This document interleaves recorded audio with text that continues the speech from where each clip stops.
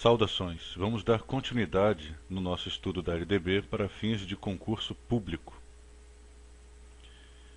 Então aqui está, eu parei no título 6 dos profissionais da educação. Artigo 61. Consideram-se profissionais da educação escolar básica os que, nela estando em efetivo exercício e tendo sido formados em cursos reconhecidos, são, inciso 1, professores habilitados em nível médio ou superior para a docência na educação infantil e nos ensinos fundamental e médio. Vamos destacar. Então o inciso 1 está muito claro aqui, ó, professores habilitados em nível médio ou superior para a docência na educação infantil e nos ensinos fundamental e médio. Inciso 2. Trabalhadores em educação portadores de diploma de pedagogia com habilitação em administração, planejamento, supervisão, inspeção e orientação educacional, bem como com títulos de mestrado ou doutorado nas mesmas áreas. Esse inciso me traz recordações extremamente desagradáveis. Eu vou explicar. De que adianta um profissional da área educacional ter toda essa titulação e, na hora H, de fazer valer o seu conhecimento, esse profissional expulsar o aluno da escola, alegando que se trata de um aluno problema? Eu, particularmente, penso que o aluno problema é o principal cliente da escola, porque os alunos que são estudiosos, que têm frequência, já estão encaminhados, já estão bem orientados. É o aluno problema que mais precisa da escola, precisa de orientação, precisa de aconselhamento, precisa de instrução. Tudo que ele não precisa é ser expulso. Houve uma situação, um episódio em que levantaram essa possibilidade de expulsar um aluno problema. Eu me manifestei, me posicionei contra isso aí, dei uma sugestão inclusive. Eu sugeri que fosse aberta uma ou mais turmas aos sábados de cursos profissionalizantes, de montagem e manutenção de micros, de digitação, de informática básica, etc. Me prontifiquei a ministrar esses cursos. Não me deram ouvidos, não levaram a minha ideia à frente e optaram pela expulsão do aluno. O aluno foi expulso e não muito tempo depois, isso que eu vou relatar está disponível na internet, qualquer um pode checar, pode averiguar. Algum tempo depois o aluno foi abatido a balas e veio a óbito na frente do portão da escola na qual ele tinha o direito constitucional de estar estudando.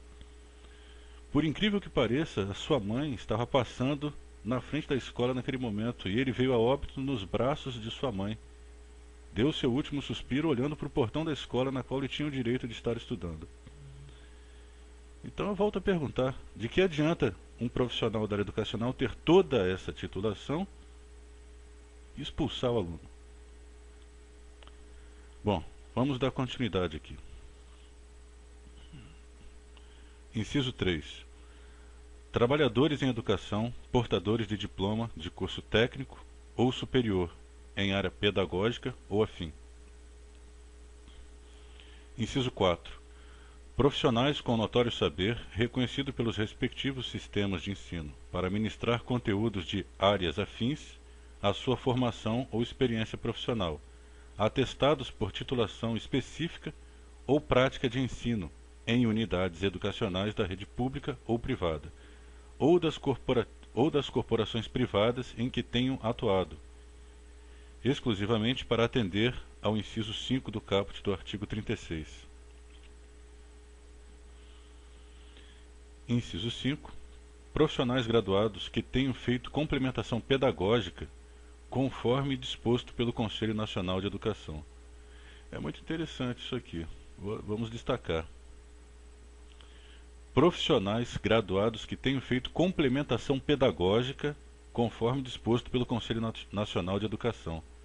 Muitas vezes o profissional que fez uma complementação pedagógica vale por 10 que tem uma titulação como aquela que foi mencionada anteriormente. Parágrafo único. A formação dos profissionais da educação de modo a atender às especificidades do exercício de suas atividades, bem como aos objetivos das diferentes etapas e modalidades da educação básica. Terá como fundamentos, inciso 1,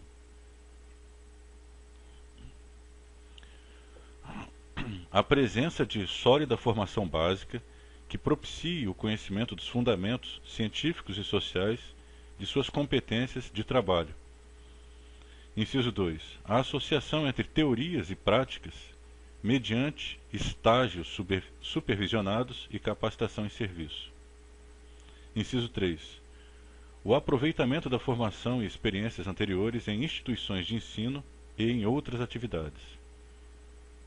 Artigo 62. A formação de docentes para atuar na educação básica far-se-á em nível superior, em curso de licenciatura plena, admitida como formação mínima para o exercício do magistério na educação infantil e nos 5 primeiros anos do ensino fundamental, a oferecida em nível médio, na modalidade normal. Parágrafo 1º. A União, o Distrito Federal, os Estados e os municípios, em regime de colaboração, deverão promover a formação inicial, a continuada e a capacitação dos profissionais de magistério. Parágrafo 2º.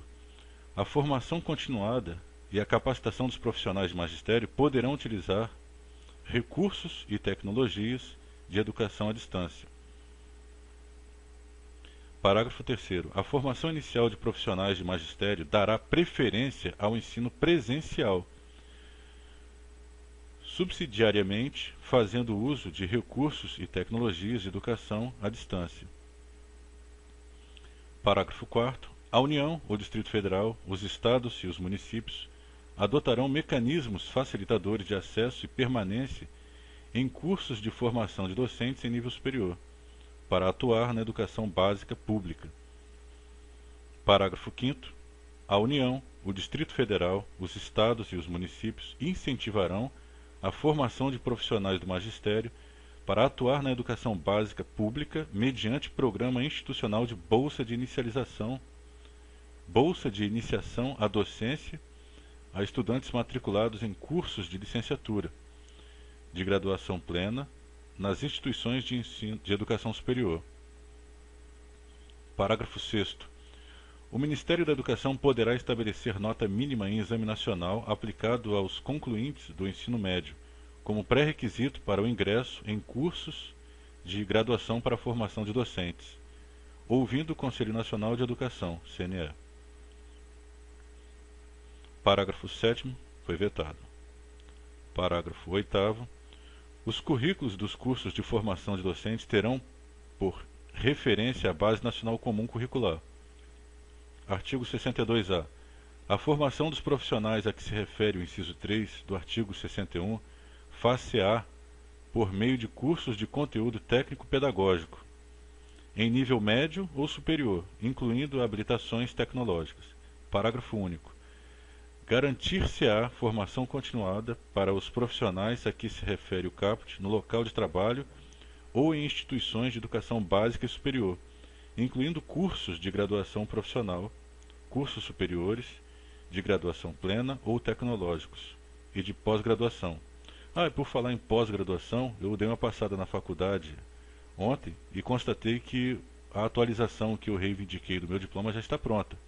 Ou seja, na próxima convocação do próximo processo seletivo, a articulação para reclassificar o professor terá que ser outra, porque o diploma já foi atualizado. Tá ok? Parágrafo 1º. Terão direito de pleitear o acesso previsto no caput deste artigo os professores das redes públicas municipais, estaduais e federal que ingressaram por concurso público, tenham pelo menos 3 anos de exercício da profissão e não sejam portadores de diploma de graduação.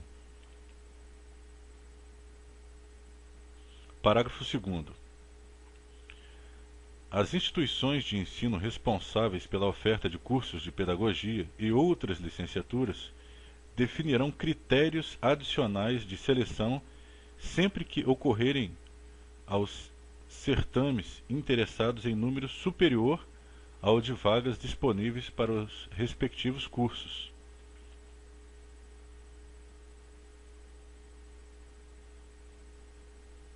Certo. Parágrafo 3º. Sem prejuízo dos concursos seletivos a serem definidos em regulamento pelas universidades, terão prioridade de ingresso os professores que optarem por cursos de licenciatura em matemática, física, química, biologia e língua portuguesa. Olha que interessante, cara. Vou destacar isso aqui.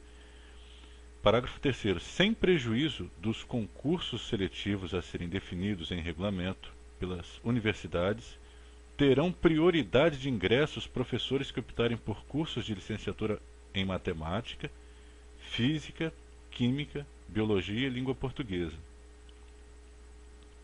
Artigo 63. Os institutos superiores de educação manterão, inciso 1, cursos formadores de profissionais para a educação básica, inclusive o curso normal superior, destinado à formação de docentes para a educação infantil e para as primeiras séries do ensino fundamental. Inciso 2. Programas de formação pedagógica para portadores de diplomas de educação superior que queiram se dedicar à educação básica. Inciso 3.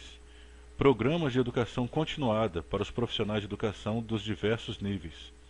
Artigo 64.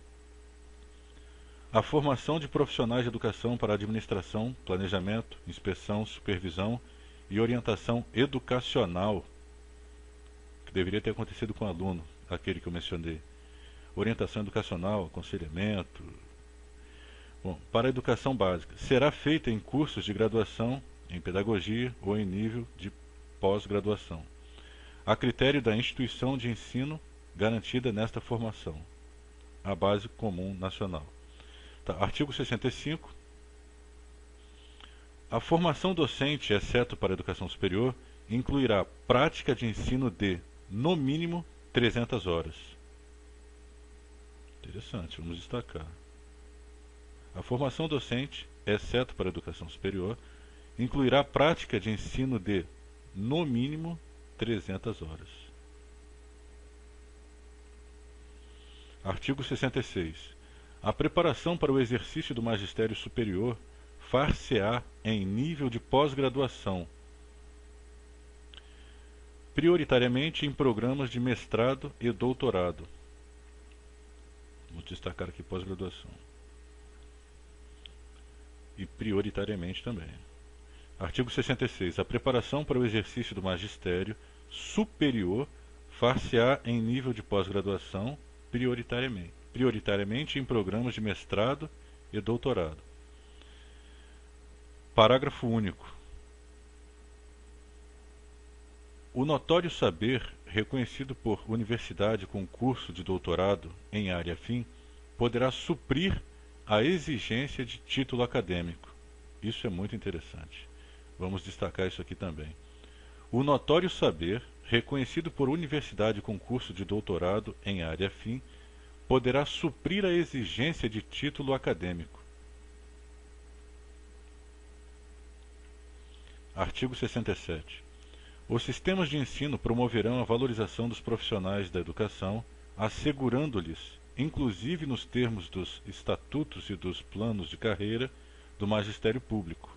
Então, o que vai ser... Vamos ler novamente aqui o artigo 67. Os sistemas de ensino promoverão a valorização dos profissionais da educação, assegurando-lhes. Então, o que vai ser assegurado aos profissionais de educação vai ser descrito aqui pelos incisos. Inciso 1. Ingresso exclusivamente por concurso público de provas de títulos. Isso aqui é muito importante, meu amigo. A prova, para averiguar o conhecimento, para averiguar o know-how do profissional da área educacional. Agora, não adianta nada o profissional da área educacional se preparar ao longo de todo um ano ou de todo um período, ir lá e fechar uma prova, tirar 9 em português, fechar uma prova de matemática, aí vem o Ministério Público e cancela a prova de todos os professores com a desculpa de que alguns professores perderam a prova. Ué, por que não se aplica a prova aos professores que perderam a prova? Por que cancelou a prova dos demais professores? Aí tem uma coisa muito mal explicada. Então, ingresso exclusivamente por concurso público de provas e títulos. E outra coisa, processo seletivo que cobra uma taxa de inscrição é processo seletivo ou é concurso? Inciso 2. Aperfeiçoamento profissional continuado, inclusive com licenciamento periódico remunerado para esse fim. Inciso 3. Piso salarial profissional. Seria interessante acrescentar aí também o direito do profissional da área educacional a almoçar. É uma coisa que me parece básica, né? Inciso 4. Progressão funcional baseada na titulação ou habilitação e na avaliação do desempenho. Inciso 5. Período reservado a estudos, planejamento e avaliação, incluindo na carga de trabalho. Inciso 6. Condições adequadas de trabalho. Outra coisa que eu queria levantar é o seguinte: o profissional da área educacional, o professor que se inscreve no processo seletivo, por exemplo, para a área de informática, se inscreveu na área de informática porque pretende trabalhar em informática. Isso me parece claro, óbvio. Mas já aconteceu comigo de ser convocado para um processo, edital 15, para a área de informática, e me colocaram, me desviaram minha função para ministrar um curso de almoxarifado. Por incrível que pareça. O edital não permite esse tipo de coisa, mas foi feito. Eu tenho aqui fotos desse período, tenho o edital que está explicando ali que esse tipo de coisa não pode acontecer, mas acontece, por incrível que pareça. Então, como é possível que você se inscreva para uma área e te desloquem para outra, que não aquela para a qual você se inscreveu? Isso é absurdo, meu amigo, mas acontece. Parágrafo 1º. A experiência docente é pré-requisito para o exercício profissional de quaisquer outras funções de magistério, nos termos das normas de cada sistema de ensino. Parágrafo 2º. Para os efeitos do disposto no parágrafo 5º do artigo 40 e no parágrafo 8º do artigo 201 da Constituição Federal, são consideradas funções de magistério as exercidas por professores e especialistas em educação no desempenho de atividades educativas, quando exercidas em estabelecimento de educação básica em seus diversos níveis e modalidades, incluídas, além do exercício da docência, as de direção de unidade escolar e as de coordenação e assessoramento pedagógico. Parágrafo 3º. A União prestará assistência técnica aos Estados, ao Distrito Federal e aos municípios na elaboração de concursos públicos para provimento de cargos dos profissionais de educação. Mas fiquem bastante atentos com o que acontece nesses concursos, para que não se cancelem trâmites sem uma devida justificativa e protejam o professor dessa rede de... Bom, vocês estão entendendo o que eu estou querendo dizer. Eu vou encerrar esse vídeo por aqui e no próximo nós vamos dar continuidade aqui no título 7 dos recursos financeiros, tá ok? Muito obrigado e até a próxima.